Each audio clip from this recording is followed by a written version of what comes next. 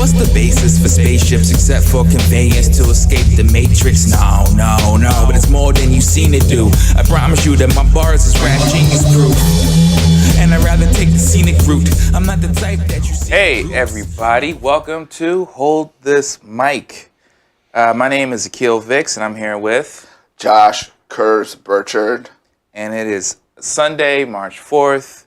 We are in sunny, beautiful South Philadelphia, 2 days after the craziest snowstorm I've ever seen in my life.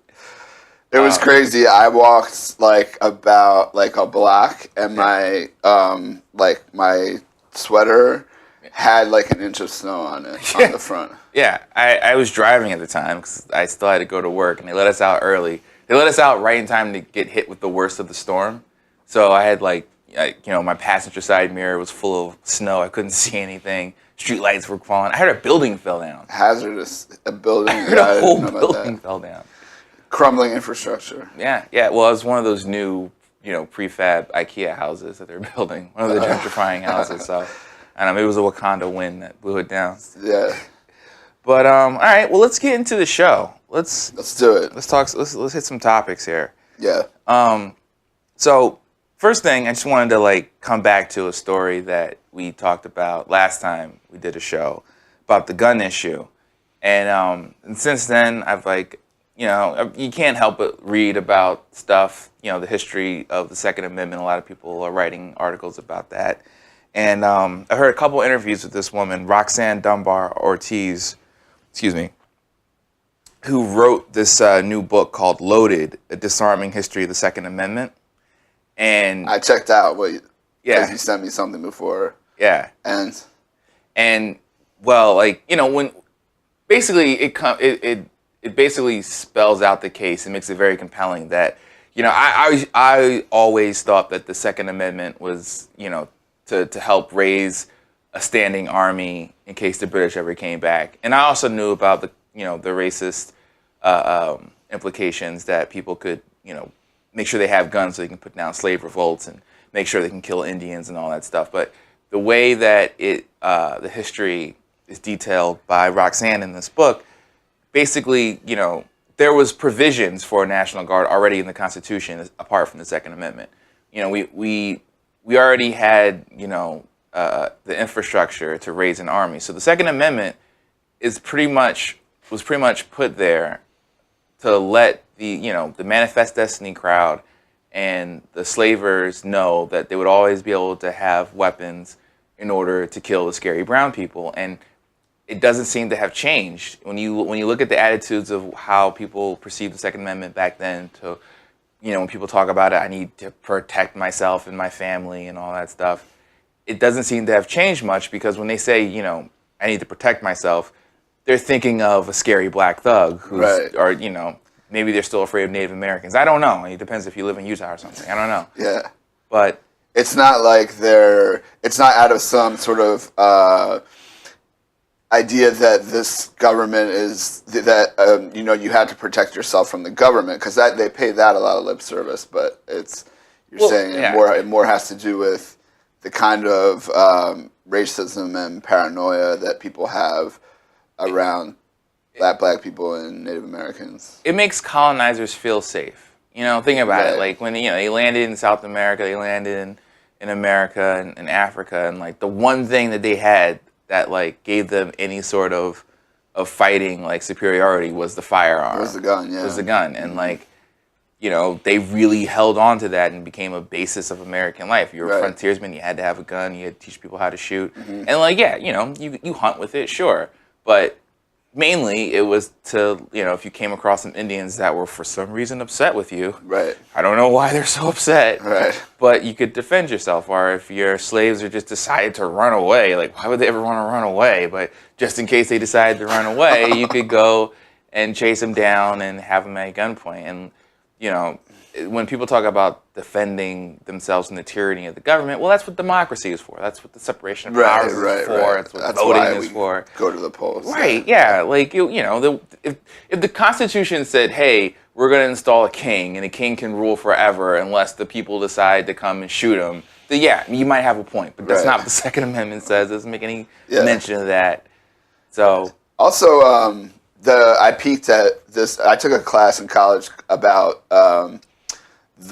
about Western movies, and it was taught by Richard Slotkin, who's a professor of English and American Studies, and he, the first thing we did was we read Last of the Mohicans, and then it went from there. And his thing is that the kind of gunslinger, his book that we read from was called Gunslinger Nation, and the whole sort of thesis of it is that, I mean, I don't know if I'm going to get every bit of this, but I'll try. Is that there's a mythos, there's a mythology in American culture that had to be built and sustained in order for things like Manifest Destiny and massacring Indians and enslaving black people and stuff like that. And that kind of, like renegade white shooter is this like super fetishized, very like in Western movies, like very, studied and very carefully portrayed character who is this emblem of like individualism and the back text is white supremacy and stuff like that, and that whole myth building process has been going on for ever since James Fenimore Cooper wrote Last of the Mohicans, and probably before then. So people want to believe in these myths because it also helps them like feel better. And, yeah. So that's I just wanted to so I say all that to say that like I'm going from someone who's like, yeah, we need to like figure out how we can regulate the Second Amendment and like make it like hard to get a gun, right. So now I think I'm on the side of we should repeal the Second Amendment, and I don't think we should make gun ownership illegal, but it should definitely be a privilege. It should definitely be like something that you earn and continuously earn, and prove that you're a responsible person who's, only interested in hunting or only interested in...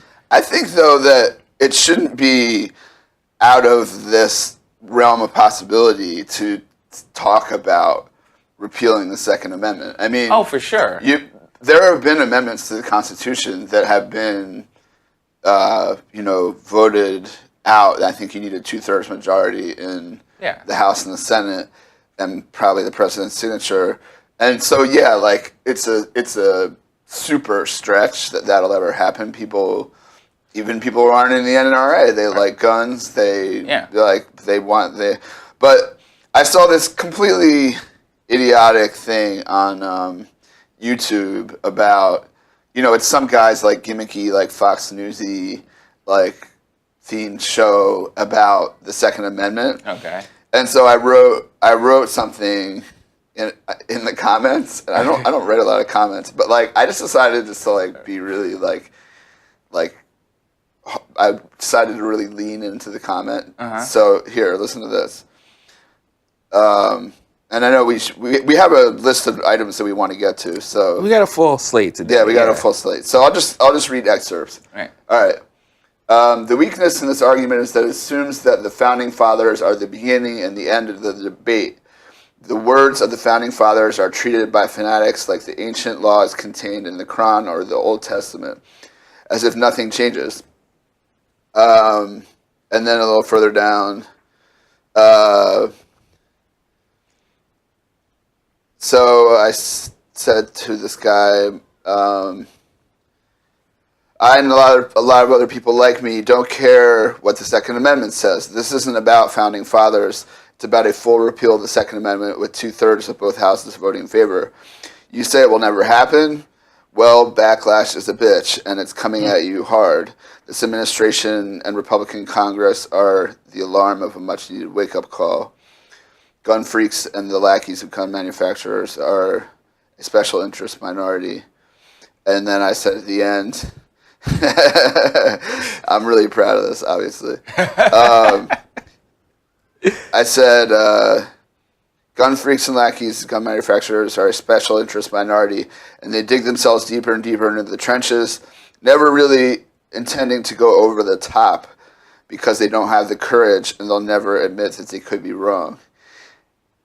If you want to live in the 18th century, be my guest. You can go to Colonial Williamsburg and dress up.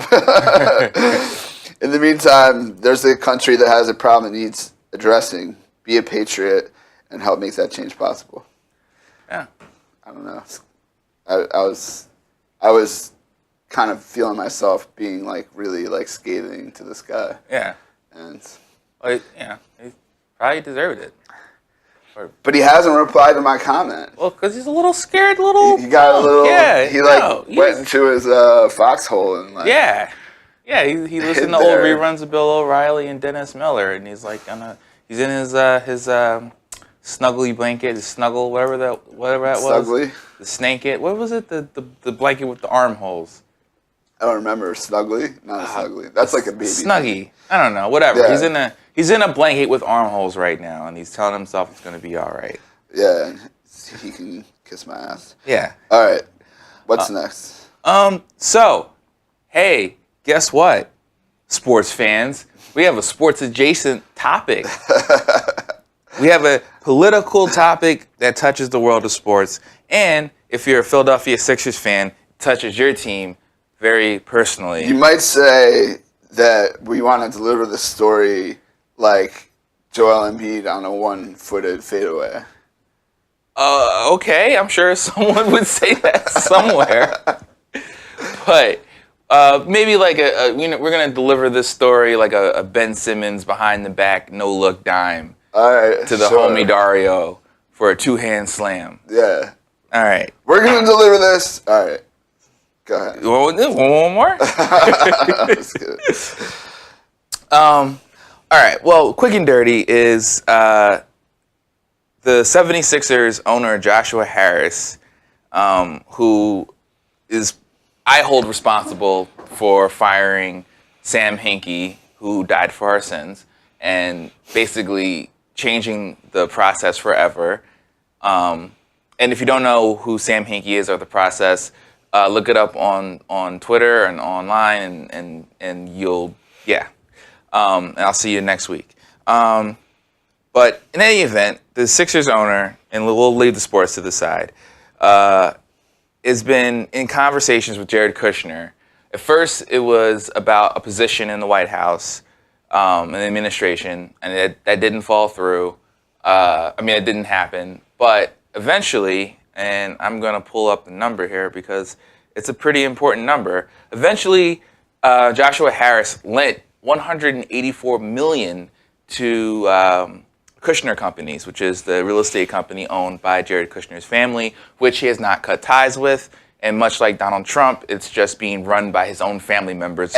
And he's making like deals on the side while he's on trips to like the United Arab Emirates and other countries, South Korea. Yeah. So, come on. We're talking about the appearance of corruption here. That's the Supreme Court's standard. You have to have the appearance of corruption. So, it's not enough that companies can bribe politicians to campaign donations. We're just going to have this, millionaire owner of this hedge fund company donate $184 million to Jared Kushner. Around the time that Jared Kushner's father-in-law was pushing through a tax bill that's going to help the billionaire giving him money. Right. It looks a little like, this for that. Yeah, well, because it is this for that, and to pretend, it's insane that we have to live in a world where we have to pretend that this could just be a normal, honest deal. Yeah, sure, it's like one of the biggest loans that Joshua Harris's company's ever given out, and sure, it was to the son-in-law of the president who works in the White House, and is trying to offer him a job, and no, that's all, that's above board. That's all fine. Right. Yeah, okay, whatever. It's gotten disgraceful and dangerous. Have you heard of what Carl Icahn did? No. So Carl Icahn, he's like basically he's successful Trump, right? He's like the person that Trump wanted to be. Oh, okay. And like Trump like looks up to him and like I know the name. Carl. Yeah, he's written books. He's and he's not a great guy either, but he's a little bit. He's smarter than Trump, right? He knows well enough to like do most of his stuff in the shadows and make a crap ton of money. Right. So he owns some shares and stock in a company that is primarily based on the steel market. He sold a bunch of stocks in that company right before Donald Trump announces that he might be putting tariffs on imported steel. Because he knows the value of that company is going to go down. Yeah, he made $31 million off of that. He did? Yeah. $31 million. $31 million. Just because he sold his shares in a steel company. He shorted. He shorted it. So what does that mean? That means he sold off the stock at the highest price before the market collapsed. And what a lot of people do if they know something is gonna go down, they'll take insurance out on the stock. So if the stock collapses, they get a payout based on how far down it goes because they took out a policy against this. They bet on the market going down fast. So wait, but it seems strange, but in the kind of like market world you're describing, this type of thing is not strange. That he sold, he sold a company that's a steel company before Trump's protectionist tariffs on the company. So it must be that the company imports steel from overseas. Oh, for sure. Yeah, it was. I believe it's. It's not a domestic steel company. No. It's a domestic. Domestic company. It's a domestic company. They do forklifts and construction vehicles. They manufacture them. They manufacture construction vehicles. And to do that, they have to import a lot of steel and other foreign metals from other countries. So and what was the and say the exchange one more time that he gave money to Trump's company or what was the so Carl Icahn was originally like an economic advisor to Trump when he first came in. And then he had to leave because of allegations that he was self-dealing based on information he got from being in the White House. Right. But now he's a private citizen. But so he got the tip from the White House ahead of the game. Yeah. There's no way that he didn't talk to Trump because Trump. It's one of the people that Trump looks up out of the few people in the world that Trump actually respects. One of them is Carl Icahn. Right. And there's no way. So he got that insider info, basically. It's like insider trading. It's exactly insider trading. Yeah. It's pretty, it's very suspicious, put it like that. Because it's a weird thing to expect that the president of the United States would be announcing tariffs. There's a weird thing to think that the price of steel is going to take a drastic, drop and or it's going to go up, meaning that companies that depend on steel, their prices are going to drop. But the prices of their goods are going to go up. Right, but knowing that the value will go down because their products get more expensive. Exactly. Yeah, their overhead goes up basically. So either they have to sell their products at the same price they are now, but take a loss because their overhead goes up, or they have to raise the prices, meaning less customers. Right. So, yeah. So that's it's dramatic. And drastic. Do you want to go into the global reaction to the Trump's announcement of these steel tariffs? Yeah, I mean, what were some of the what reactions were you referring to specifically? Well, the ones that you sent over. Oh yeah, I sent them. Yeah.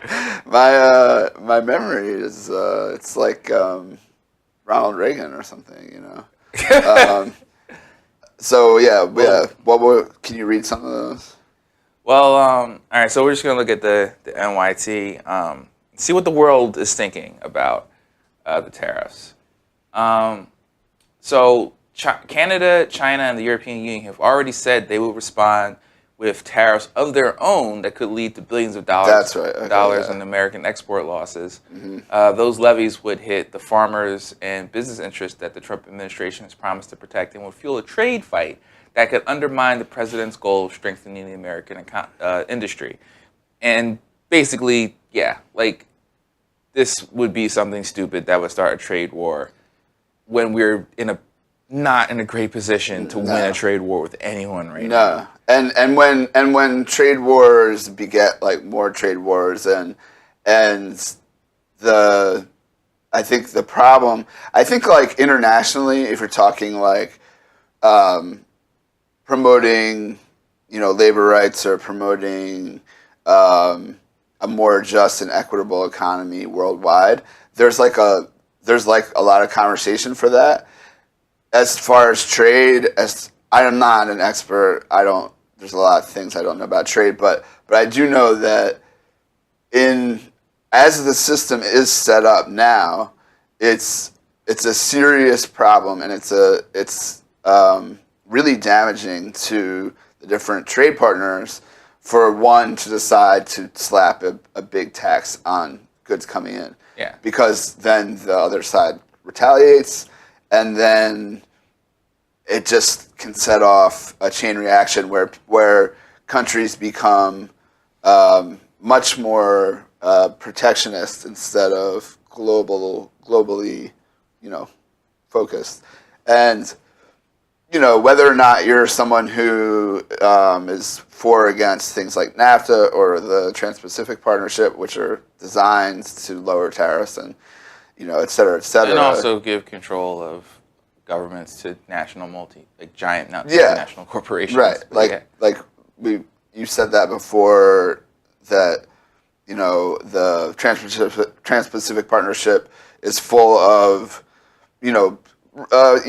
kind of giving up a lot of control, like you said, to corporations and not allowing people to say contest their contractual labor relation, whatever. Yeah. And so, but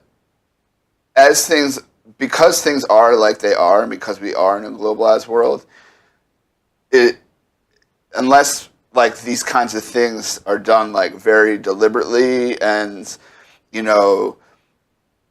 and I can only imagine withdrawing from NAFTA, for instance, would take a lot of really careful and deliberate moves, one after the other.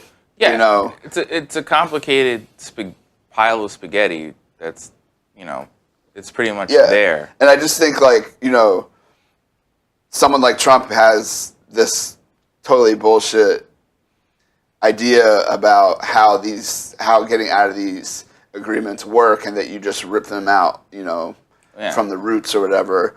But they I mean, what happened? Someone from some American steel lobby found his way into the White House and was like, well, what would help us is if we had a tariff on the steel. Yeah, it hardly helps any companies, though. It really doesn't. No, it doesn't help. Because there aren't many domestic steel producers. Right. And that's the problem is I'm not even really sure that I'm against the idea of tariffs on certain products. I definitely think we should be taxing companies that offshore jobs or that, that do their manufacturing, American companies that do their manufacturing elsewhere. I think they should be paying heavy tax penalties for that, because the whole idea is to get Americans working. Right.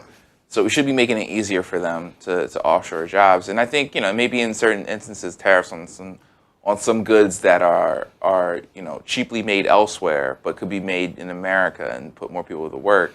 That's something that we need to it's a way more delicate and thoughtful thing to think about than Trump is putting to it. Because we all know what happened. Someone just mentioned it and he ran with it because he's getting a whole bunch of bad press. Yeah, and he ran on it, Yeah.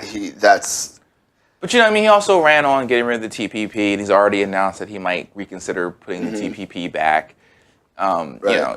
He breaks promises left and right, but it's a shame because but he does go after. He goes after a lot of the things that he campaigned on, even though he does break promise. He does back off.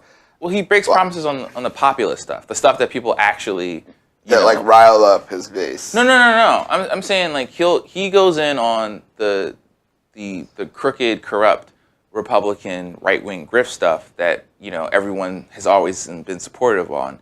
It was the populist stuff that like got a few, maybe I'm going to say less educated Bernie supporters to go along with him, and like the Rust Belt guys that went with him. The stuff to talk about like infrastructure spending and tariffs on foreign goods to make America put back in the name of job creation. Right, and that was the populist stuff that people were like, oh, well, that'd be really great if he actually did that. Right, and he didn't know what he was talking about. He was just saying stuff that got people clapping for him. And when he got into office and when he got in this conservative money-making machine, they obviously redirected him away from that stuff. Right. But every once in a while, when things aren't going good, because he wants to arm 20% of teachers, and, however many scandals are going on this time that we're talking, he decided to like throw a little populist bone out there, and he doesn't know what he's talking about, and he's just going to do it, and it's going to be bad. Right. But I think he's always in campaign mode, like that's the only thing he knows how to do. He's always like in front of a big audience, like, hamming it up and trying to ham it up and trying to appear like he's this nationalist, basically like a, authoritarian nationalist, white supremacist leader. Hitler, let's just say Hitler. Yeah, Hitler. He does a lot of the same shit Hitler did before he became Hitler.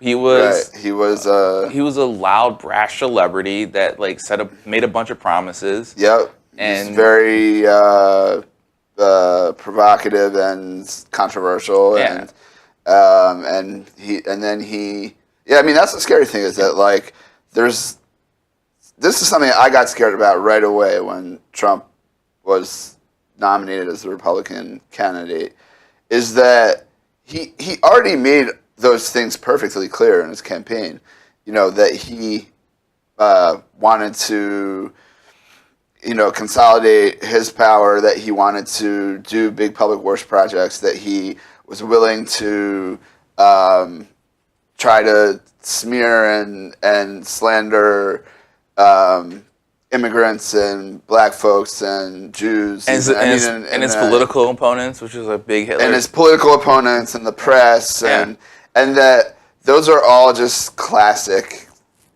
like, fascist moves, and so like I think people have the impression that like, okay, like we're in the United States, that kind of thing is, it's just, I think people aren't worried that we're going to end up in a serious situation and Trump's going to grab a lot more power than he already has, and that we're going to be in a serious situation. Like no one can imagine that America would ever come to that.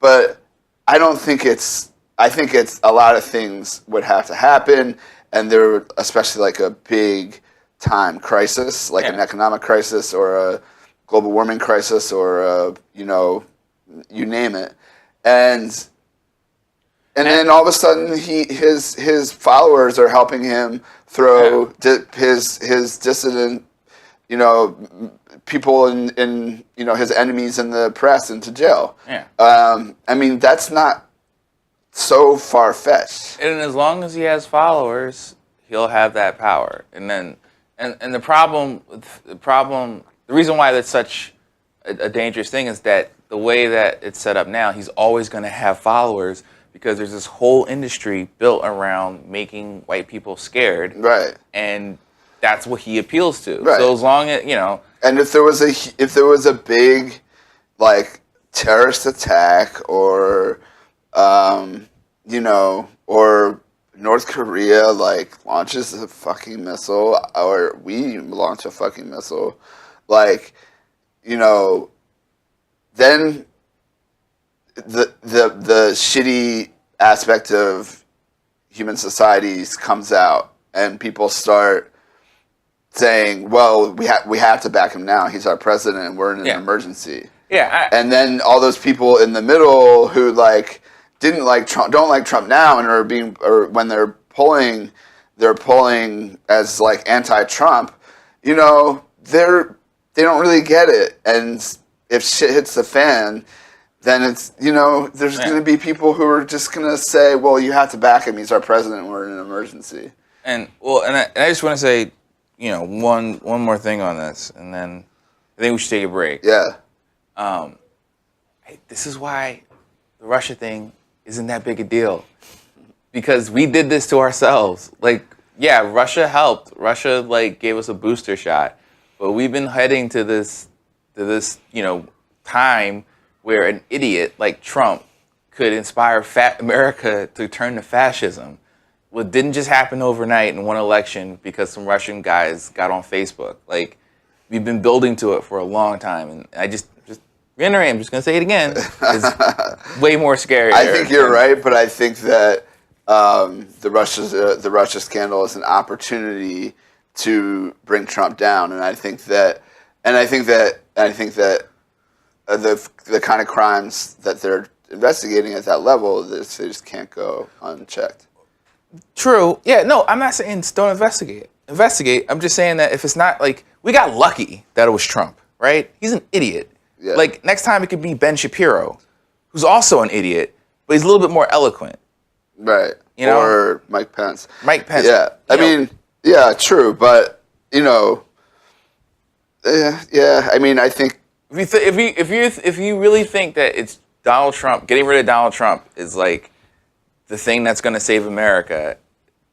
It's not, but what I think is that, I mean, ironically, I think, and this is what I said last time, I think that having Trump in office has galvanized the left and the liberal. No. Yeah, it has. It's galvanized the you know the corporatists in their own minds and their own like drug-addled. I don't know what they're thinking, but like. So why in all the special elections are Democrats winning? Because it's a wave election. You just elected one president. Typically, you get that wave election after you switch parties and you see what the person does or doesn't do. You think you're treating it all to just a natural back and forth? No, I think Trump adds a little bit of extra sriracha on top of this shit pie. Yeah, I think Trump is definitely inspiring. No, I think Trump is inspiring. Trump is people to come out where they wouldn't come out. I think people are like more. Trump is motivated. Galvanizing Democrats and galvanizing everybody. But it's voters, yes, voters. But the party whose job it is to marshal those voters and make a difference with those voters is still You're saying split. They're despite whether or not you agree with them, or that, like, I mean, you know, I mean, whether or not you agree with the sort of core values of the Democratic Party at this point in time, they are galvanized too. They really are. I'm not talking about the core values. I'm talking about them sabotaging popular Democratic candidates who aren't in the status quo. I'm talking. I know about that. The DCCC did in Texas. What Emily's list. Well, I'll tell you what. I'm volunteering for a campaign. Yeah. It's Molly Sheehan. She's running in the 5th District in Pennsylvania. Yep. She's a very much a progressive Democrat, and I mentioned the article that I guess you sent to me in The Intercept about you know, funding, how the DCC backs certain Democratic candidates and et cetera, et cetera. And like she like knew when she did a meet and greet at my parents' house, and I asked her about campaign finance and how she would confront the problem of funding, and she knew exactly what I was talking about and said, "Oh, you're talking about the Intercept article." And I said, "Yeah." And she said, "Yeah, well, you know, that's something that like really sucks, but like, you know, there's ways to work around it." Like my dad, who's been an activist before but doesn't generally participate in electoral politics, is like, you know, lobbying one of the like party administrators in that district for the DCC to not endorse any candidate. Yeah. And people are aware. Like, there's a big country out there. Like, people are No, people know what's going on. I'm with you, and you know, she was on the Young Turks, and you know, like that's what we need, and I think there's a great opportunity. I'm not trying to be a pessimist here. I think there's a great opportunity. But the ground up to make a difference in this. But I don't think like being. I mean, just the way it sounds to me is that you're saying like there's really nothing hopeful going on at all. No. I'm saying don't lose sight of the fact that there's two enemies. There's the Republicans, and then there's the Democrats that don't want the Democratic Party to change. And those are the more dangerous enemies. Yeah, fine, and I would agree with that. Yeah, that's all I'm saying. But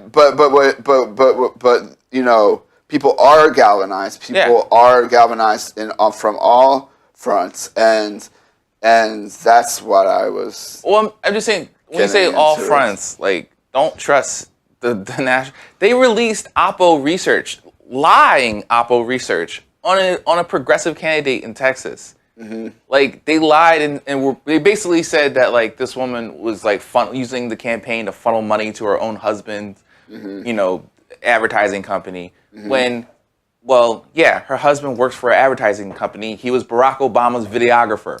Why wouldn't you hire him?